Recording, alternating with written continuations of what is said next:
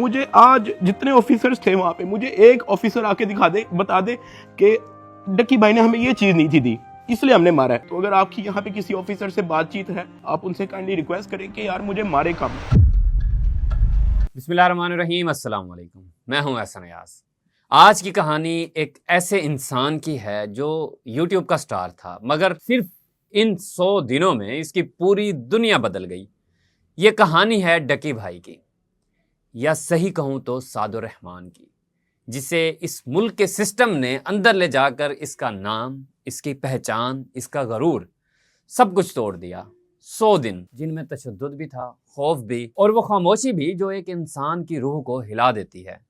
ناظرین, 100 دن جن میں اسے احساس دلایا گیا کہ قانون صرف کتابوں میں طاقتور ہے, اصل طاقت تو ان ہاتھوں میں ہے جو چاہیں تو ایک یوٹیوبر کو مجرم بنا دیں اور چاہیں تو خود کو خدا سمجھ بیٹھیں.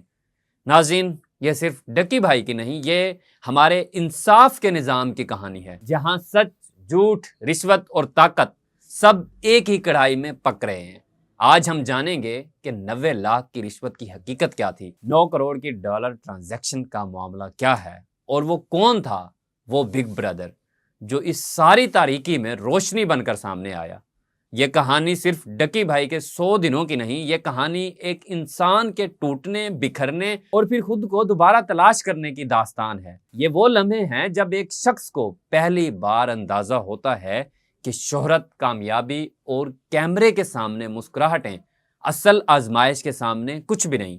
100 دن, 100 راتیں جیل کے بند دروازوں کے پیچھے گزرا ہر دن سعد الرحمان کو ایک نئے سچ سے روشناس کرتا رہا, اور ایک دن اسے یاد آیا کہ وہ صرف ڈکی بھائی نہیں, وہ ایک بیٹا ہے, ایک شوہر ہے, ایک انسان ہے. لیکن یہ کہانی یہاں ختم نہیں ہوتی. یہ صرف ڈکی کی آزمائش نہیں, یہ ہمارے انصاف کے نظام, ہمارے اداروں اور ان تضادات کی کہانی ہے جنہوں نے کئی دہائیوں سے عام لوگوں کو روند رکھا ہے. یہ وہ سچ ہے جس سے ہم آنکھیں چرائے بیٹھے ہیں. آج میں آپ کو وہ تمام حقیقتیں بتاؤں گا, وہ سوال جو ڈکی اٹھا رہا ہے, وہ آنسو جو اس نے نگل لیے, وہ رشوت کی 90 لاکھ کی گتھی, وہ 9 کروڑ روپے والی ڈالر ٹرانزیکشن, اور وہ بگ برادر کون تھا جو اندھیرے کے اس سفر میں اس کے لیے امید کی کرن بن کر آیا. جب ڈکی بھائی اپنے ولاگ میں رو رہا تھا, آواز ٹوٹ رہی تھی, ہاتھ کانپ رہے تھے, تو صاف محسوس ہو رہا تھا کہ یہ کوئی داستان نہیں, یہ وہ زخم تھے جو 100 دنوں تک اندر اندر اسے توڑ رہے تھے. 97 لاکھ سبسکرائبرز والی شخصیت, ایک ایسا چہرہ جسے کروڑوں لوگ ہنستے ہوئے دیکھتے تھے, وہی ڈکی جب بتا رہا تھا کہ اس سے کس طرح اپلوڈ کیا گیا, کس طرح اس کی اہلیہ کے سامنے کھڑی اس کے سامنے روتی رہی, کس طرح ایک بند لفافے میں اس کی قسمت لکھ دی گئی, تو مجھے لگا کہ اگر ایک مشہور انسان کے ساتھ یہ ہو سکتا ہے تو اس ملک کی جیلوں میں بند 1,02,026 عام قیدیوں کا کیا حال ہوگا. اس نظام کے زخم شاید ہم کبھی نہ دیکھ سکیں, لیکن وہ ہر دن جیتے ہیں, وہ ہر رات سسکتے ہیں, کس نے کیا لیا, کس نے کیا دیا. اب ڈکی کے مطابق اسے جوا ایپ کی پروموشن پر گرفتار نہیں کیا گیا, بلکہ اس کی دولت نے اسے نشانہ بنایا. رشوت کے 90 لاکھ روپے وصول کیے گئے, اس کے نام سے 9 کروڑ روپے کی ٹرانزیکشن بنانے کی کوشش کی گئی, اسے ذہنی دباؤ, تشدد اور مسلسل بلیک میلنگ کا سامنا کرنا پڑا. اگر اس کی بات سچ ہے تو پھر سوال صرف ایک ہے, جوا ایپس بند کیوں نہیں ہوتی, قرض دینے والی ایپس کیوں کھلی ہیں, ڈیجیٹل فراڈ روز کیوں بڑھ رہا ہے, آخر NCCIA کو صرف ایک یوٹیوبر کیوں دکھائی دیا. کیونکہ جیسا کہ اس نے خود کہا, یہ جوا ایپ کا کیس نہیں تھا, یہ میرے پیسوں کا کیس تھا. پھر بگ برادر آیا. سسٹم کے اندر سے یہاں کہانی موڑ لیتی ہے. ڈکی کہتا ہے بگ برادر نے میری زندگی بچائی, میری عزت بچائی, اور میرے خلاف ہونے والی 9 کروڑ کی واردات کو بے نقاب کیا. اب یہ بگ برادر کون تھا؟